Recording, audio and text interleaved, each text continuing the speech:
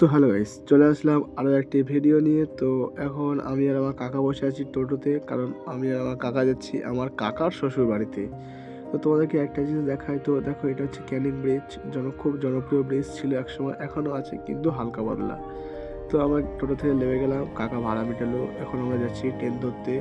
তো ট্রেনের ওখানে যাই, তারপর টিকিট কাটি, তারপর দেখা যাক ট্রেন কটার সময় আসে। তো ট্রেনের ওখানে গেলাম, দেখলাম ট্রেন আসতে এখনো 40 মিনিট বাকি, তাই অটো ধরে চলে আসলাম কাকা শ্বশুর বাড়িতে। এসে জন্মদিন বাড়ি, তো তাই সাজালাম ঘরদোরগুলো, সাজিয়ে টাজিয়ে দেখো যার জন্মদিন সে বসে গিয়েছে, আর আমরা বেলুন টেলুনগুলো সাজিয়েছিলাম।